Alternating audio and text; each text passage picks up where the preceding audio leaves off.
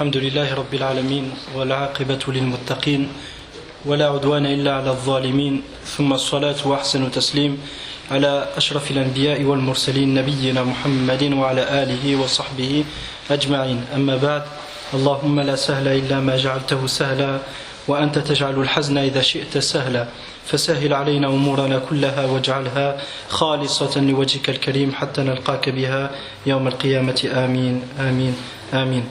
فإن شاء الله تعالى أيها الإخوة الكرام سنبدأ هذا الدرس بشيء من كلام السلف الصالح رضوان الله عليهم في الحث والتحريض على طلب العلم.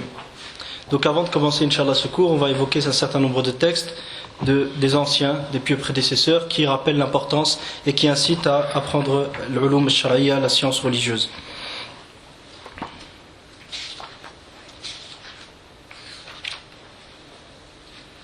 طيب ومن هؤلاء السلف الصالح إذا أطلقنا عبارة السلف الصالح فالمقصود بهم أولا الصحابة الكرام رضوان الله عليهم. Lorsqu'on dit les pieux prédécesseurs, les premiers visés c'est qui? C'est qui? Les sahaba, les compagnons du prophète sallallahu alayhi wa sallam. ثم الذين يلونهم ثم الذين يلونهم, puis ceux qui les suivent, puis ceux qui les ont suivis, c'est-à-dire التابعين وتابع التابعين. D'accord? كما قال النبي صلى الله عليه وسلم في الحديث الصحيح خير القرون قرني ثم الذين يلونهم ثم الذين يلونهم. Donc le prophète sallallahu alayhi wa sallam dit dans le hadith sahih, la meilleure génération est la mienne, puis ceux qui leur succèdent, puis ceux qui leur succèdent. C'est les trois premières générations. طيب فعلي بن أبي طالب رضي الله عنه هو الخليفة الراشد يعني هو الخليفة الراشد. Ali ibn Abi Talib, qui est l'un des compagnons du prophète sallallahu alayhi wa sallam, c'est le quatrième calife bien guidé. Il dit radiyallahu anhu, قال العلم خير من المال. Il dit la science est meilleure que l'argent, elle est bien. العلم يحرسك وأنت تحرس المال. La science te préserve, alors que l'argent et tes biens, c'est qui doit les protéger? C'est toi qui dois les préserver, c'est toi qui dois faire attention. العلم حاكم والمال محكوم عليه. La science est un juge, elle tranche dans les litiges. Mais quant aux biens, ils sont l'objet des disputes entre les gens. Par conséquent, il faut trancher pour savoir qui est-ce qui les mérite. Et est-ce qu'ils sont licites ou illicites. Et quand est-ce que tu dois les dépenser, quand est-ce que tu as le droit de les garder, envers qui tu dois les dépenser. فالمال محكوم عليه أي هل يجوز لك أن تصرفه في كذا أو لا يجوز لك هل هو حلال أم حرام متى تجب النفقة ومتى لا تجب فالمال محكوم عليه أما العلم فهو حاكم أي يحكم في النزاعات بين الناس. مات خزان الأموال وبقي خزان العلم. الذين يخزنون الأموال قد ماتوا وانقرضوا أما خزان العلم الذين يخزنون العلم فلم يموتوا بل بقي ذكرهم في الآخرين. Donc ceux qui préservent l'argent, qui se préoccupent de bien faire attention à leur argent, ils ont tous disparu. Mais quant à ceux qui ont préservé cette science et qui l'ont eu dans le cœur avant tout, et qui l'ont transmis, et qui ont mis en pratique cette science-là, ces gens-là, ils resteront dans l'histoire de l'humanité, Inch'Allah.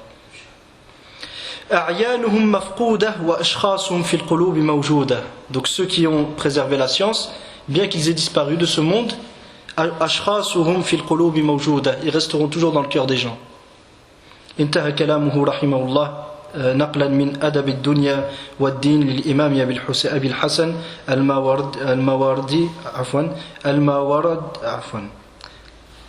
الماوردي رحمه الله تعالى المتوفى سنة 50 بعد 104 هجريا.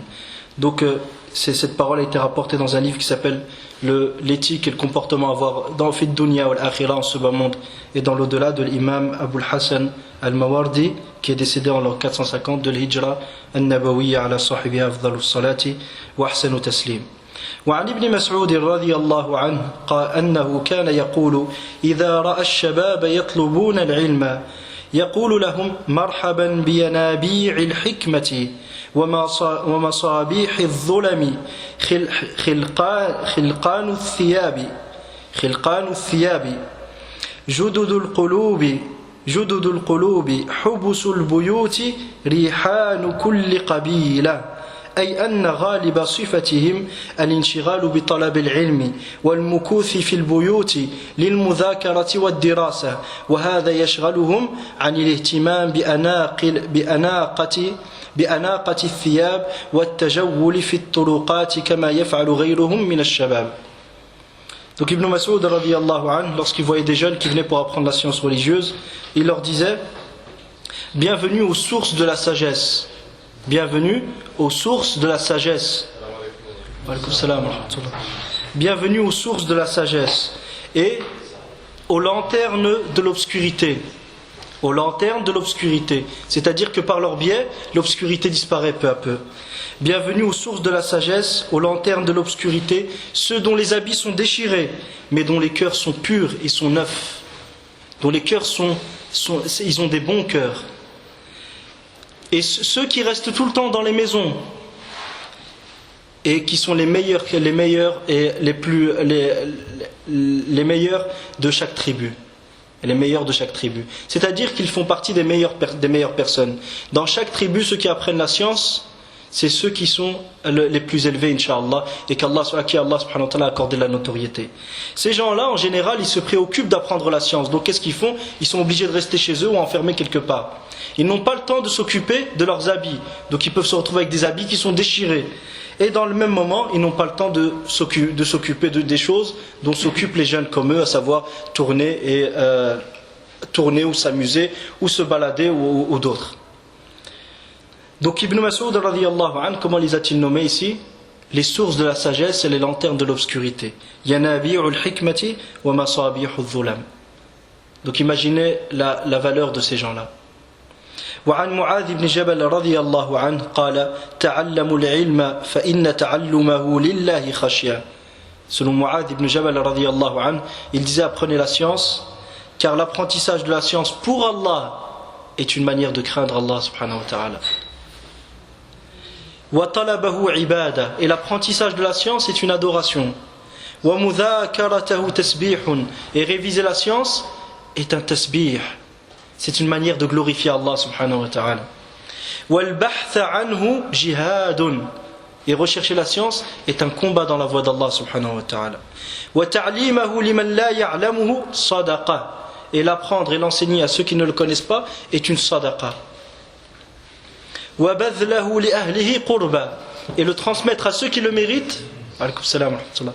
Et le transmettre à ceux qui le méritent est un moyen de se rapprocher d'Allah subhanahu wa ta'ala. C'est une offrande que tu fais à Allah subhanahu wa ta'ala. لأنه معالم الحلال والحرام أي به يعلم الحلال من الحرام, car cette science désigne et représente les pratiques, les principes même du halal et du haram. C'est à travers la science que tu sais ce qui est permis et ce qui n'est pas permis. C'est à travers la science que tu sais faire la différence entre l'adoration d'Allah subhanahu wa ta'ala et l'adoration du shaitan. C'est à travers la science que tu sais faire la différence entre le shirk qui exclut de la sphère de l'islam et celui qui ne fait pas sortir de l'islam.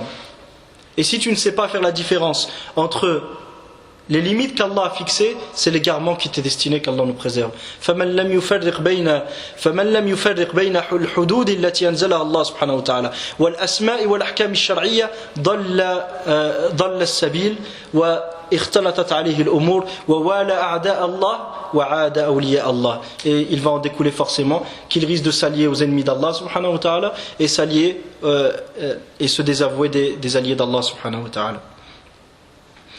وَمَنَارُ سُبُلِ أَهْلِ الْجَنَّةِ, مَنَارُ سُبُلِ أَهْلِ الْجَنَّةِ. Donc cette science, c'est une lumière qui permet d'éclairer le chemin des gens du paradis. وَهُوَ الْأُنْسُ فِي الْوَحْشَةِ. La science est de même ce qui te tient compagnie lorsque tu es seul et que tu te sens seul. وَالصَّاحِبُ فِي الْغُرْبَةِ, et le compagnon lorsque tu te sens étranger dans un endroit.